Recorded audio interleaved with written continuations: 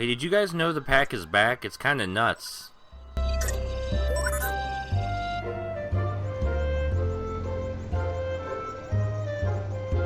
Sir C, we're here! We got here as fast as we could. It sounded important. Why would Sir C call us and then not be here when we showed up? Don't get your power berries in a bunch. I'm right here. Yikes! Whoa! Sorry about that. Didn't mean to drop in on you unexpectedly. I've got something important to show you. A little help? Ooh! Don't worry, I'm fine. Anywho, check it out. Look what I found. Whoa! Those are just like the globe my parents left for me. The one that led us to the Temple of Slime. Yep, only these don't seem to work.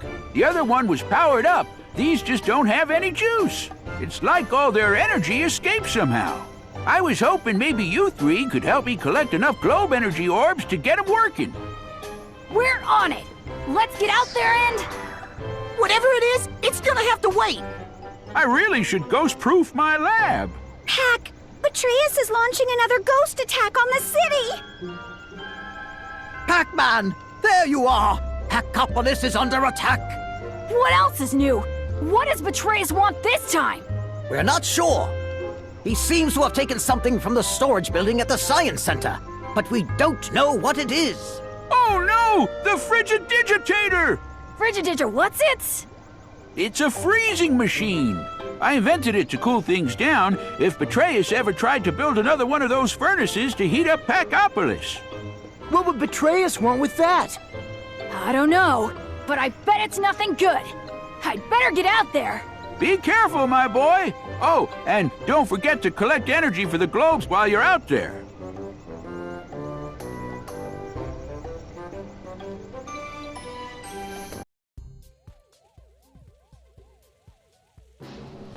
Yes, welcome to the original Ghostly Adventures game. Although this one shares many mechanics with its sequel, it's very different.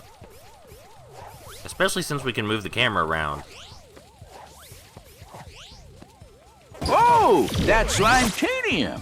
If you collect enough of that, I might be able to build you something that'll give you some extra hit points.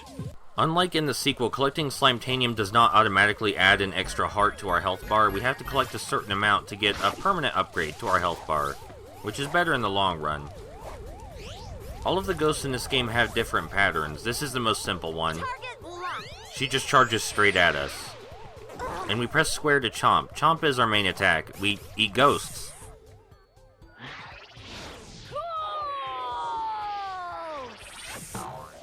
Excellent.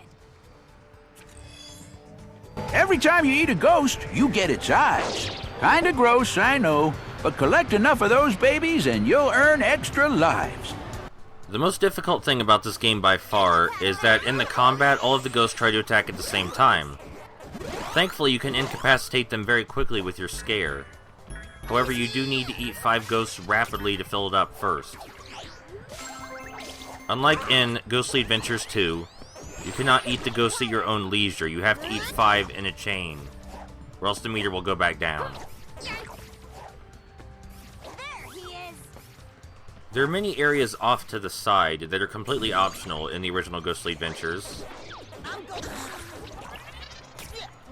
There aren't any real collectibles in this game, so to speak, but all of these pellets are necessary because they unlock progress. If we don't have a certain number of pellets by the time we reach a certain area, we can't move forward. And the number is actually pretty high. This is the first level, so the only ghosts we fought so far are the ghosts that charge and the ghosts that shoot straight forward. Simple enough, teaches you how the combat works, but it can trick you into thinking that jumping is the best way to evade everything. It is not.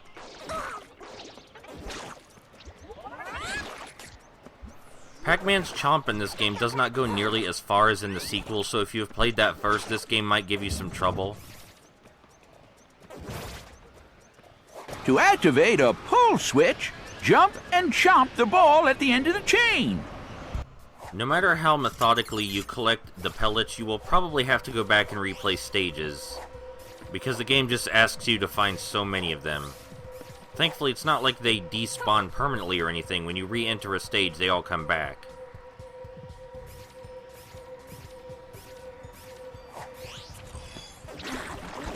If you went through and bit every single object, every trash can, ran through every bush, you might have enough when you get to the point to actually pass through the gate. But I'm not going to make you watch me do that.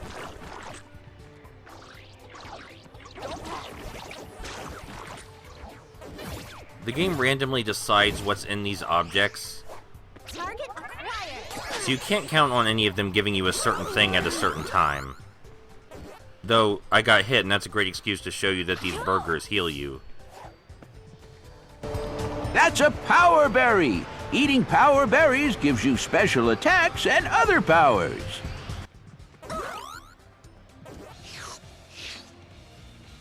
Ice Pack's purpose is to completely incapacitate anything you point it at. It locks onto anything in your sight, and then you press triangle, and the ghost is frozen. It works on pretty much everything. It doesn't cover quite as wide an area as the scare, but you also don't have to recharge it. We could have immediately gone into the tube and proceeded further into the level, but this is one of those extra areas I mentioned. There are a lot of these, in spite of the fact that, as I said, there are no real collectibles. It's kind of strange. That's a fire ghost! Use your ice breath to freeze it before you chomp! I guess we did get an extra life for coming up here, and unlike in the sequel, we might actually need those.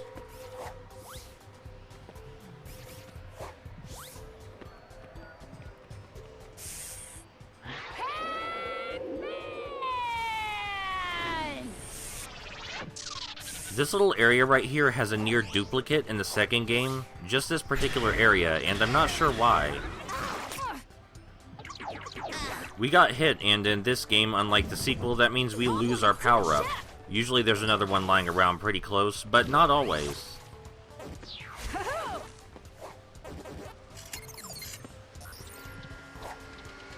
It's easy to get into a good rhythm with Ice Pack. Freeze, chomp, and repeat. I think the ghosts may stay permanently frozen, too. Or if they do break out, I haven't left them alone long enough to find out. It's not necessary to freeze this fountain in the middle, but if we do so, we get another extra life for it, and it teaches us that we can interact with the environment using our powers. Very tasty. Awesome!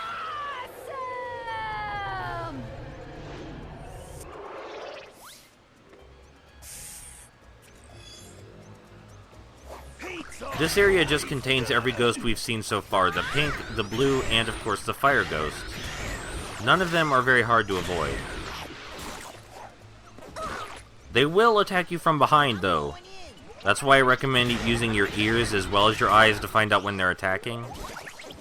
And as another important note, the pink ghost can dodge our ice attack by flying into the air for a second. As long as we shoot again immediately after, though, we'll be fine.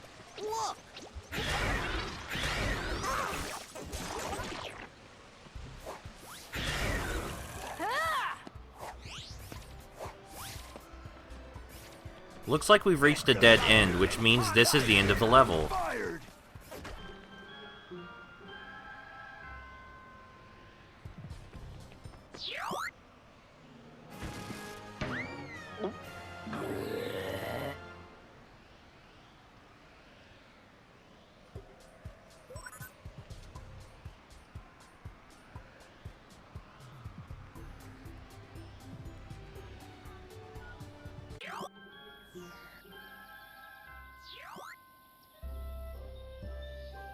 This is the hub world where we can talk to NPCs and play arcade games, but I don't want to do either of those.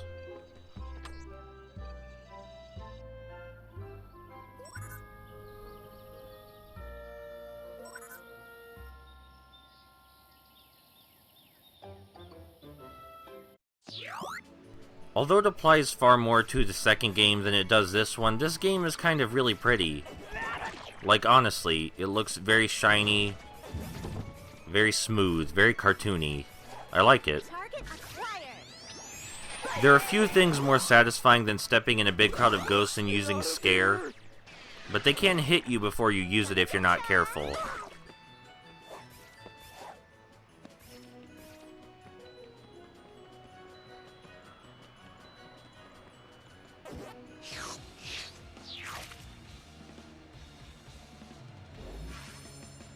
Chameleon Pac has a few interesting nuances, but his biggest ability is that he can in fact turn invisible. The least interesting of his abilities is that he can swing from these poles. There's only one kind of pole, unlike in the second game, but you do get an extra jump after you swing from these, which adds a lot of maneuverability.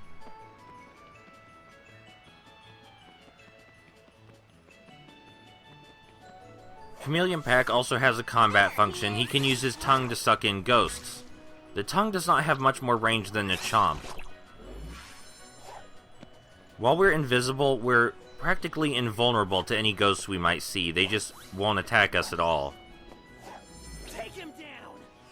The tongue is not nearly as useful in this game as it is in the sequel, but it does have the bonus of not jerking us around like the chomp does.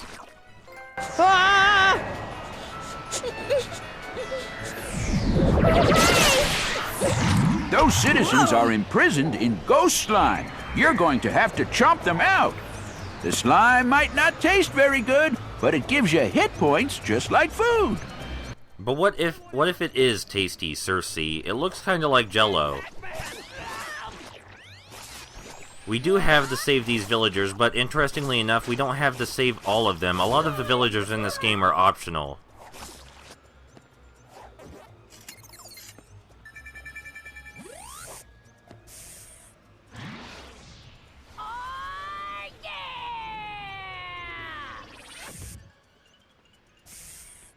Here we're introduced to the toughest type of ghost for me.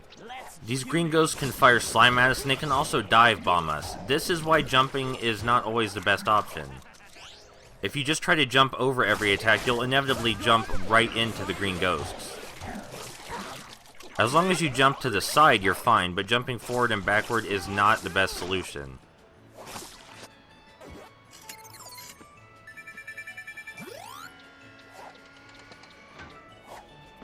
We've seen these red ghosts already, but let's talk about them anyway. They can disappear and reappear under your feet. As long as you keep track of them at all times, they're easy to dodge, but their whole function is basically just to surprise you while you're distracted with other enemies. Man, my stealth mission was going so well until I just ran headfirst into that ghost. These are just your standard vanishing platforms, but they do reappear and disappear at different intervals. So you want to know which platform is going to vanish at what time before you commit to anything. Just because this is a children's game doesn't mean it won't kick your ass.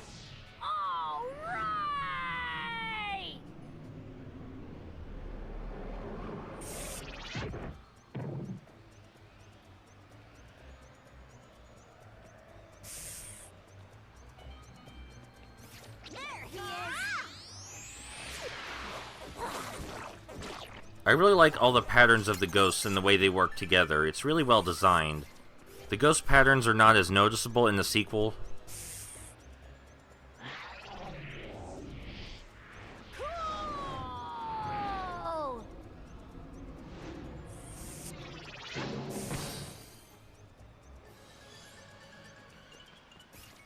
I feel like the patterns are only less noticeable because they made it easier to kill enemies in the sequel.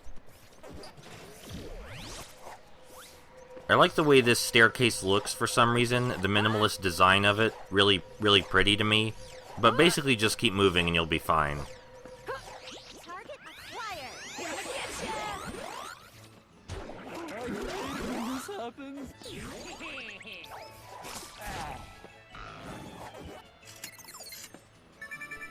This is probably the first actually tricky fight in the game.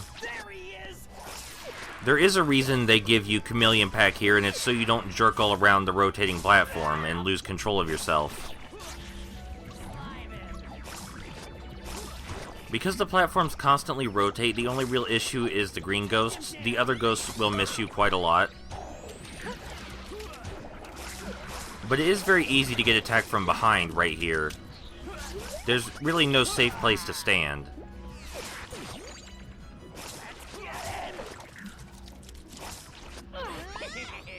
Thankfully, your power-up does count as an extra hit. So picking up one again will basically just give you a shield. And you won't take actual damage until you get hit without your power-up on. So even though the combat in this game is more difficult than the sequel, it's still pretty lenient.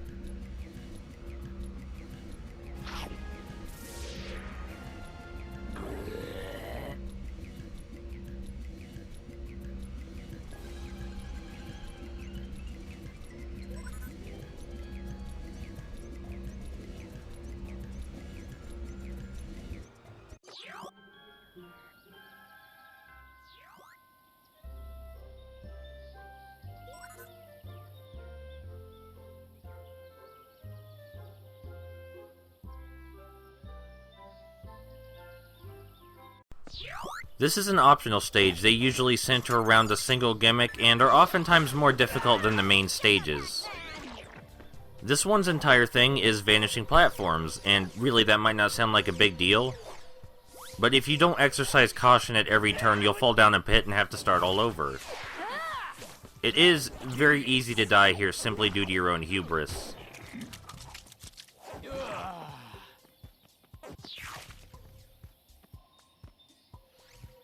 Even platforms that are part of the same cluster can reappear and disappear at different times. So you really want to be careful. Like I said though, we can jump an extra time after we leave the poles as Chameleon Pack. So that makes this a bit easier. It's easy to misjudge this jump right here because the platforms are so far apart and you're trying to hurry.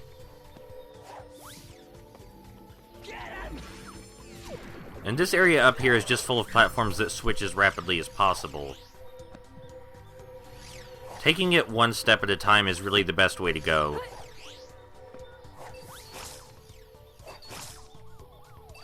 Maybe if you've played this stage long enough, you can do some special speedrun strats. But it's definitely designed to make you go as slow as possible. All three of the ghosts on this platform will immediately dive bomb you as soon as they see you, and it covers a lot of the platform in slime.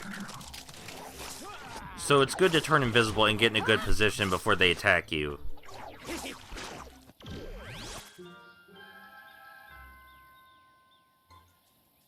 These arcade tokens are repurposed to be point multipliers in the sequel, but in this one there are no points, so they're just arcade tokens.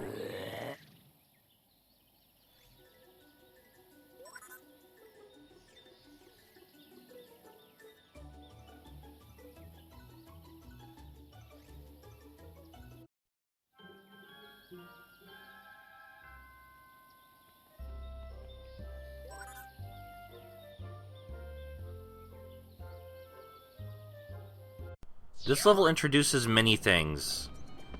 The first one being a new power-up. Firepack is basically a murder machine. In the sequel, he's just a way to interact with the environment, but in this game, he is the best combat ability by far. Everything you touch with Firepack just immediately dies. Just point at something and it's dead. It's gone. Unlike Ice Pack, Fire Pack can also open things in the environment. There's really no reason to do that instead of just chomping it, but I guess that's an interesting difference. Your fire is also capable of curving slightly to hit enemies. Really, it's just a murder machine.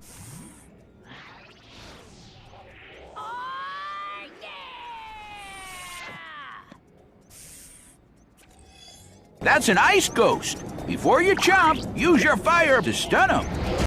Ice ghosts are incredibly accurate and they throw very quickly. You want to attack ice ghosts first before any of the others, but if you're too distracted with the ice ghost, the others will also kill you. It's very difficult to find an opening when all this is happening. You can see the fighting gets really hectic really fast, and it only gets a lot more hectic from here. Again, this is mainly because all of the ghosts attack at the same time. We're saved! We didn't need to save those two. We could have just let them sit there for all eternity. All of these ice blocks are frozen ghosts, and you can unfreeze them, but if you chomp them while they're frozen, it just kills them instantly instead. Here's one of the few times we need to interact with the environment with Fire Pack. That chain was frozen. Awesome!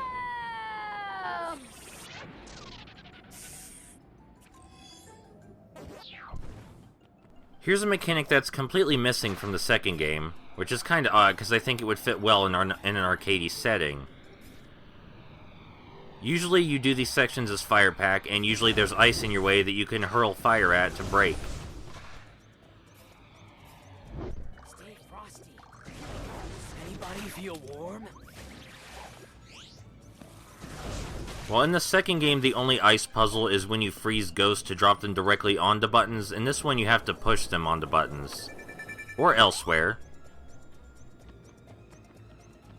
There's some more villagers over here that we don't really have to save, but we probably should. That seems like the right thing to do. The first Ghostly Adventures game is a true test of morality. You don't get any score for saving them, so you have to save them out of the goodness of your heart.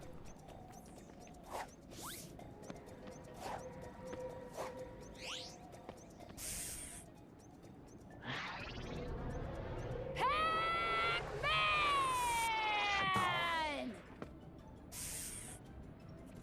I'm fairly certain that these tubes go away after the first world. Now, when I said that Fire Pack doesn't really interact with the environment, he does, just not nearly as much as in the second game, to the point where you forget about it.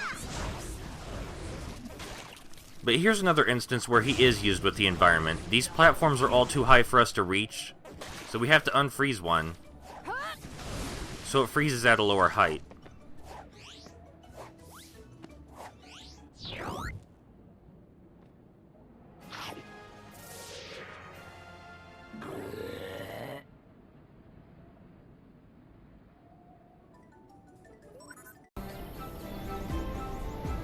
You did it, Pac, my boy! You got enough globe energy to power up the first globe!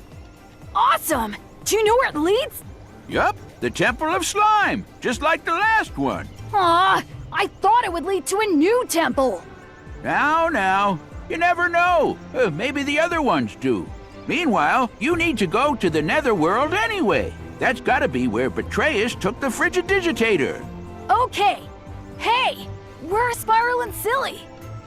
Oh, I almost forgot. They went out to find you, but Betrayus' ghost grabbed them and took them prisoner.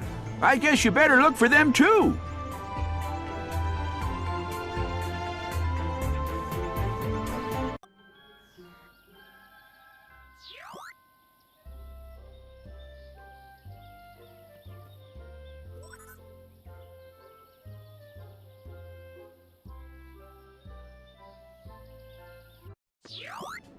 This optional stage is called Swing Time, and even though we do some swinging, I don't think it's mostly swinging or anything.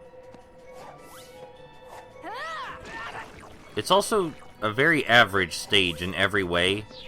There's really no outstanding anything about it. But it does bring back that ice slide we saw.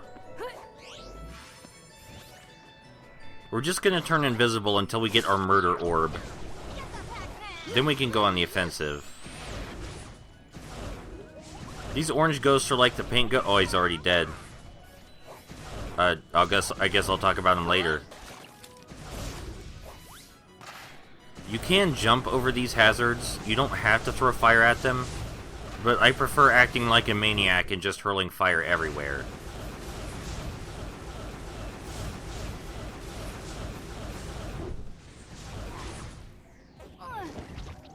We can actually completely skip the last confrontation of this stage with Chameleon Pack. All we have to do is turn invisible and run straight up to the token.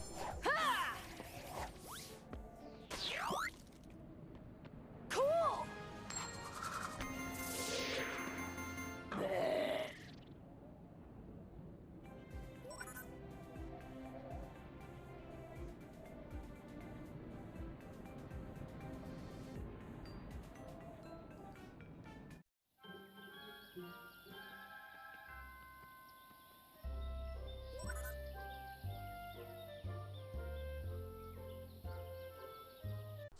This level starts out with two completely different paths that ultimately lead us to the same place. The difference is one of them has Chameleon Pack and the other does not. So we're gonna go with the one with Chameleon Pack, of course. Using Chameleon Pack's invisibility makes this stage a whole lot easier and go a whole lot faster. I forgot to mention that however much meter you have left gets stored. It slowly refills unless you grab another berry, in which case it refills completely.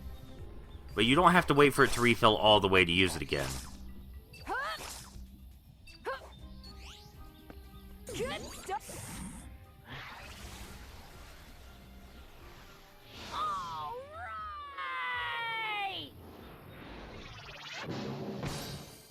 This part can be genuinely difficult. It's a good thing we don't have to do it. We can just run right past it. Or at least most of it.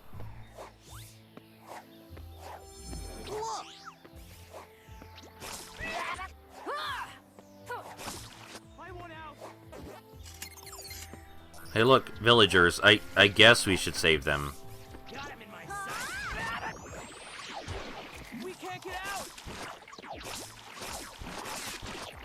There are no more Chameleon Pack pickups from here on out, so if we want to get through the stage with Chameleon Pack, we have to be kind of careful.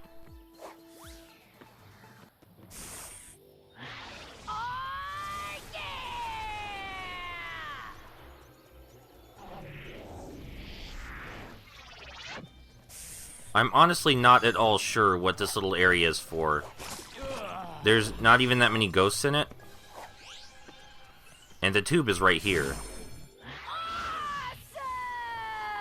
Awesome!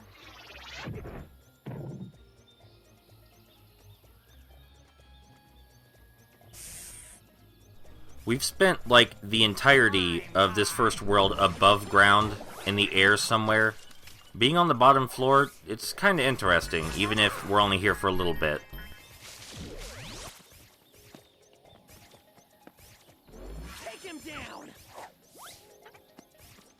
This place isn't much of a maze in spite of it being a hedge maze. There are a few optional routes, but it's very few. Here's one of them. That mowing machine will hurt us if we step in front of it. I don't know why it occurred to me to check, but yes, that will hurt us. There he is.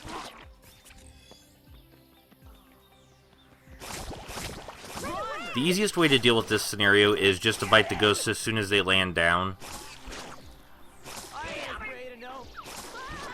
They do a really quick taunt after they land sometimes, and that makes it even easier to get them.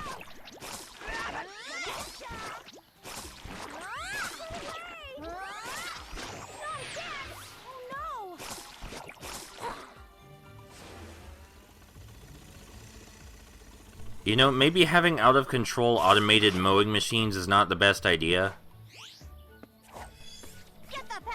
There's an episode of Cubics about that. I deliberated for a few seconds whether to make that reference. My better judgment has failed me.